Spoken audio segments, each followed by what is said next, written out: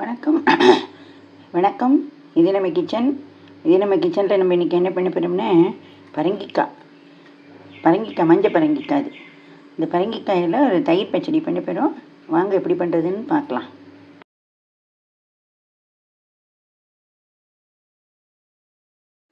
பரங்கிக்காய் தயிர் பச்சடிக்கு கொஞ்சம் சௌச்சவும் வச்சுட்டுருக்கேன். இது ரெண்டுத்தையும் வேக போடணும். நல்லா எலும்பி வடிகட்டி வச்சுட்டுருக்கேன். 2 உப்பை போட்டுட்டு இதை வேக விடுவோம். நம்ம பரங்கிக்காய் சௌச்சோ பச்சடிக்கு நிறைய இலகி வச்சுருந்தேன் இல்லையா, அதில் போட்டு ஜலத்தை விட்டு இந்தமாரி குக்கரில் வருங்கோ இந்தமாரி தண்ணி வச்சு ஸ்டாண்டு போட்டுண்டு இந்த பாத்திரத்தில் வச்சு போட்டு ஜலம் விட்டு வேக வச்சுட்டேன். இதுவே கொஞ்சம் ஜலம் விட்டுக்கும். கொஞ்சம் ஜலத்தை வேஸ்ட் பண்ண வேண்டாம், நம்ம ரசத்துக்கு எடுத்து விடலாம். இந்தமாரி ஒரு வடிகட்டியை வச்சு இது நல்லா ஜலத்தை இந்தமாரி வடிகட்டி நடுங்க. இந்த சூப்பாகவும் வச்சு குடிக்கலாம், ரசத்துக்கும் விட்டுக்கலாம். இந்தமாரி ஜலம் வேஸ்ட் ஆகாமல் இருக்கும். இந்த ஜலத்தில் நிறைய சத்தெல்லாம் இருக்குது. இப்போ நான் இதை ரசத்துக்கு விட்டு நடுவேன். இது நல்லா ஆறணும். இதுமாரி ஒரு மத்தை வச்சு நல்லா மசிச்சு நடுங்க. நம்ம ஜலத்தோடு மசிச்சதுன்னா உங்களுக்கு மசிக்க வராது. இப்படி மசிக்கும்போது இது 1 2 இருக்கும். இது ஒன் ஆஃப் த மெத்தட். துருவி கூட பண்ணலாம். சௌச்சோவையும் பரங்கிக்காயும் துருவிட்டு ஜலம் விடாமல் ஆவியில் வேக விட்டு எடுத்துன்ட்டு அந்தமாரி பண்ணலாம். இது ஒரு மெத்தட் இருக்குது. அதையும் பண்ணி காட்டுறேன் எப்படி பண்ணுறது என்னங்கிறத. இப்போ இது நல்லா ஆறி வரணும். இப்போ நம்ம அரைக்கிறதுக்கு பச்சடிக்கு அரைக்கிறதுக்காக இந்த பாருங்க, ஒரே ஒரு பச்சை மிளகாய், ஒரு டீஸ்பூன் அளவுக்கு ஜீரகம், அப்புறம் நம்ம தேங்காய் திருவி வச்சுருக்கோம் இல்லையா, இந்த தேங்காயும் நிறைய படணுங்கிறது கிடையாது, அதுக்கு தகுந்தாப்புல போட்டால் போதும். இது நல்லா நைஸாக ஒரு பேஸ்ட்டாக அரைச்சி இதில் தயிர் விட்டு அரைச்சிக்கணும். என்ன தயிர் விட்டு ஒரு கரண்டி தயிரை விட்டு அரைச்சிட்டு அதுக்கப்புறமா நமக்கு எப்போ தேவையோ அப்போ நல்லா ஆறினதுக்கப்புறம் இந்த அரைச்சி கொட்டினதை அந்த தயிர் பச்சடியில் விடணும். அதுக்கப்புறம் இப்போ கொஞ்சமாக தயிர் விட்டுட்டே போதும். பரிமாறுற நேரத்துக்கு நிறைய தயிர் விட்டுக்கோங்க. இப்போவே விட்டுட்டேன்னா நீர்த்து போயிடும். இதை அரைச்சிட்டு காட்டுறேன். இப்போ தயிர் பச்சடிக்கு அரைச்சின்னு வந்தாச்சு. இதுமாரி நல்லா விட்டுணுன்னோம். இதெல்லாம் ஒன்றும் ஜலத்தை மிக்ஸி ஜார் அலம்பி விடணும் அப்படிங்கிறதுலாம் கிடையாது. ஏன்னா இன்னும் வரை நீங்கள் தயிர் விட போகிறீங்க. விடும்போது பச்சடி லூஸ் ஆகிடும். அப்புறம் தயிர் பச்சடி மாரி இல்லாத அது ஒரு மோர் பச்சடி மாரி போயிடும். அதுக்கு நம்ம தாளித்து கொட்டணும். தாளித்து கொட்டுறதுக்கு அடுப்பில் வச்சிடணும். இப்போ நான் தேங்காய் எண்ணெயில் தாளித்து விட்டேன். கடுகு, உளுத்தம்பருப்பு, மிளகாய் வத்தல், கருவேப்பிலை, இதுக்கு பெருங்காயம் இதுக்கு பெருங்காயம் அவசியம் கிடையாது. இப்போ நம்ம தயிர் பச்சடி ரெடி ஆகிடுது.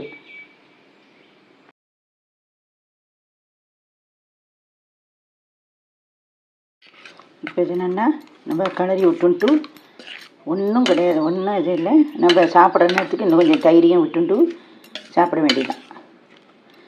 ஹெல்த்துக்கு ரொம்ப நல்லது. நான் பண்ணுற ரெசிபீஸ்லாம் உங்களுக்கு பிடிச்சிருந்ததுன்னு எனக்கு சப்ஸ்கிரைப் பண்ணுங்க. நன்றி, வணக்கம்.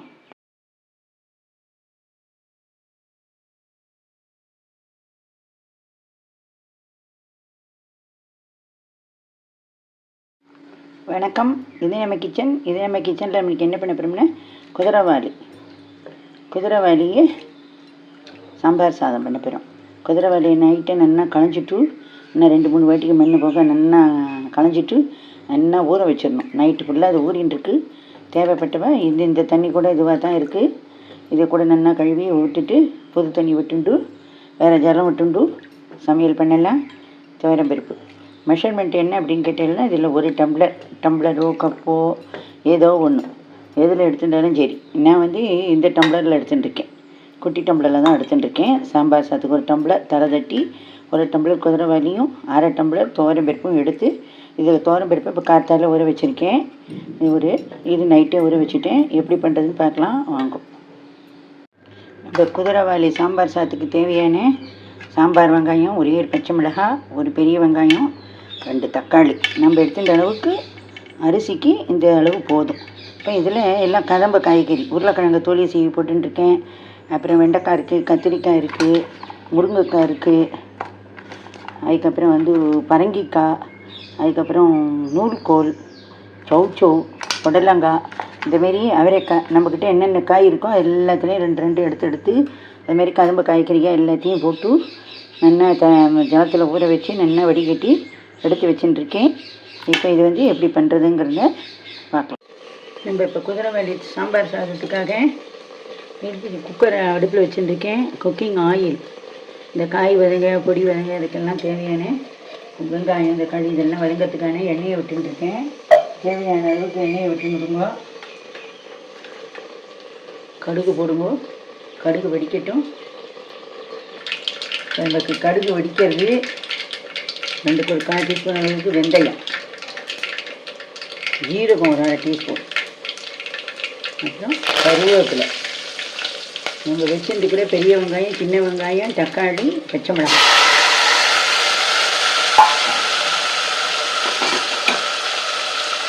எல்லாத்தையும் போட்டு வதக்கணும். ஒரு அரை வதங்கி வரைக்கும் பார்க்கலாம். இப்போ நம்ம வந்து எல்லாம் நறுக்கி வச்சுருக்கோம் இல்லையே, குடமிளகாய், சௌச்சௌ, நூல்கோல், பரங்கிக்காய், வெண்டைக்காய், கத்திரிக்காய், முருங்கைக்காய், புடலங்காய், இந்தமாரி என்னென்ன காய் நம்ம பாத்தில் இருக்கோ அத்தனையும் இதில் போட்டு விடலாம். எல்லாம் இந்த வெங்காயம் தக்காளியோடு சேர்ந்தாப்பில் நல்லா வதங்கி வரணும். இப்போ வதங்கும்போது தனி மிளகாத்தூள், அதாவது காஷ்மீரி சில்லி, மஞ்சப்பொடி, சாம்பார் பொடி எல்லாத்தையும் போட்டுண்டாச்சு. சாம்பார் பொடி 1 டேபிள் ஸ்பூனு, தனி மிளகாத்தூள் 1/2 டீஸ்பூனு, ஒரு 1/2 டீஸ்பூனுக்கு மஞ்சப்பொடி இதெல்லாம் போட்டுண்டாச்சு. இப்போ இது நல்லா வதங்கணும்.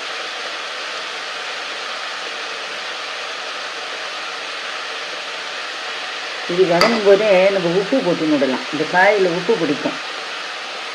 இப்போ சாதத்துக்கும் சேர்ந்தாப்பில் உப்பு இப்போவே போட்டு விடலாம்.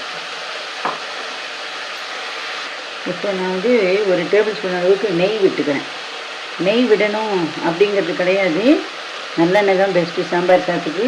குழந்தையெல்லாம் சாப்பிட்றதுனால நெய் விட்டுட்டு எல்லாம் இன்ட்ரெஸ்ட்டாக சாப்பிடுவா வாசனையோட. அப்புறம் வேணுன்னா தட்டில் சுட போட்டுட்டு அப்பவும் விட்டுக்கலாம். இப்போ இந்தமாரி இந்த ஸ்டேஜில் விடும்போது என்னன்னா, இந்த காயிலையும் நெய் வாசனை ஒட்டிக்கும், ஒட்டிட்டு நல்லா வரும். எப்போவுமே அரிசி பருப்பு, அரிசி 1 பங்குன்னா பருப்பு 1/2 பங்கு எடுத்துக்கணும். 2 சேர்ந்து 1/2 பங்குன்னா காய் 2 பங்கு எடுத்துக்கணும். அப்போ தான் இந்த சாம்பார் சாதங்கள்லாம் நல்லா இருக்கும். இதுலேயே நம்ம சுண்டல் வெரைட்டிஸ் போடலாம், கடலை போடலாம், இதுமாரி எது வேணாலும் போடலாம். பச்சை பட்டாணி இதுமாரி எல்லாம் போடலாம்.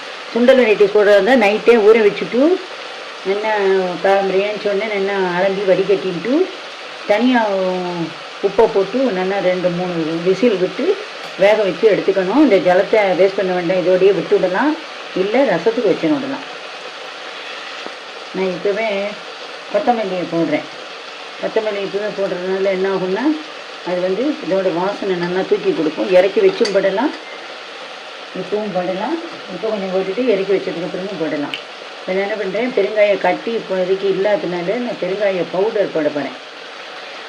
எப்பவும் பெருங்காய கட்டியே வாங்குங்கோ. பெருங்காய தூளை விட பெருங்காய கட்டி தான் நல்லது. நான் ஒரு தடவை வாங்கி பார்க்கலாமேங்கிறதுக்காக வாங்கினேன். எனக்கு அவ்வளோ திருப்தியாக படலை. இப்போ பெருங்காய பவுடர் போட்டுருந்தாச்சு. நல்லா காய் நல்லா திரட்டி விட்டுக்கணும்.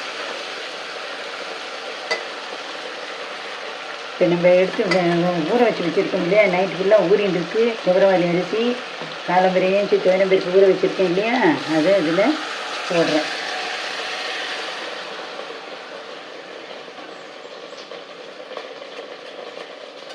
இப்போ இந்த ஊற வச்ச ஜலத்தையே இதில் விட்டு விடலாம்.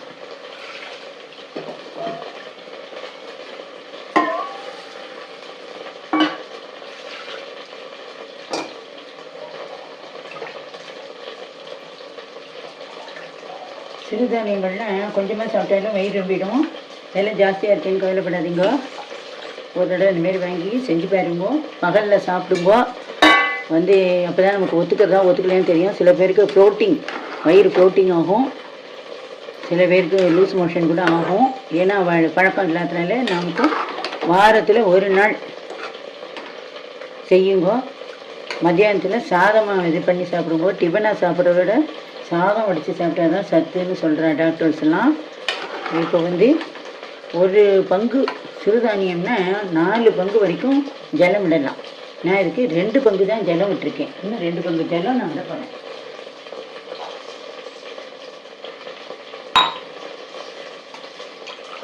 கொஞ்சம் ரொம்ப குதிரியாக வடிக்காமல், சாம்பார் சாதங்கிறது குழவாக இருக்கணும்.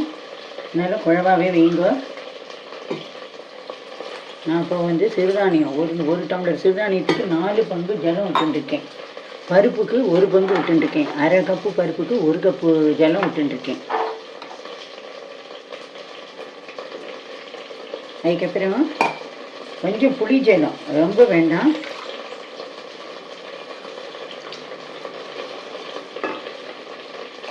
ஒரு அரை டம்ளர் அளவுக்கு புளி ஜலம். இப்போ இது என்னென்னா கொதி வந்ததுக்கப்புறம் நம்ம விசில் போடலாம். இப்போ கொதி வரப்போகிறது. இன்னமும் 1 டேபிள் ஸ்பூன் அளவுக்கு நெய்யை விட்டுட்டு கொஞ்சம் இதோட நல்லெண்ணெயும் விட்டுக்கணும்.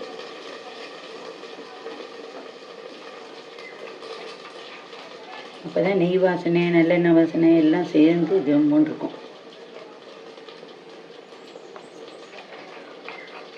குதிரைவாலி வந்து ரொம்ப உடம்புக்கு ஹெல்த்துக்கு ரொம்ப ரொம்ப நல்லது.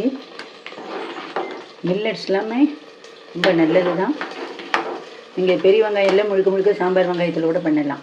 அதுக்கப்புறம் தக்காளியை நம்ம நறுக்கி போட்டிருக்கோம் இல்லையா, அரைச்சி விட்டும் பண்ணலாம். இல்லைன்னா பாதி நறுக்கி பாதி அரைச்சி விட்டும் பண்ணலாம். இப்போ கொதி வரப்போகிறது. நான் மூடியை போட்டு மூடிட்டு, நான் எனக்கு எங்காச்சும் குழம்பா வேணுங்கிறதுனால நான் ஒரு 3 விசில் விட போகிறேன். நீங்கள் வந்து உதிரியாக வேணும்னா 2 விசிலோட இறக்கிடுங்க. எல்லாம் முடிஞ்ச உடனே பார்த்து நம்ம இப்போ குதிரைவாலி அரிசியில் பண்ணினேன். விசில் அடங்கிட்டு சாதம் எப்படி இருக்குன்ட்டு பார்க்கலாம். வாசனை கம கம கம கம நெய் வாசனை, இந்த வெஜிடபிள்ஸோட வாசனை எல்லாம் சூப்பராக வருது. மாரி நல்லா தளன்னு இருக்கணும். சாப்பிட்ற நேரத்துக்கு இன்னும் கொஞ்சம் கூட இறுகிக்கும். எல்லாம் போடலாம். சேப்பங்கிழங்கு இருந்தால் போடலாம், கருணாக்கிழங்கு போடலாம், எந்த காய்கறி வேணாலும் போடலாம். பார்த்தீங்களா, அருமையான சுவையில் நம்ம குதிரைவாலி சாம்பார் சாதம் ரெடி ஆகிட்டு. நீங்களும் இதேமாரி பண்ணி பாருங்கோ. நன்றி, வணக்கம்.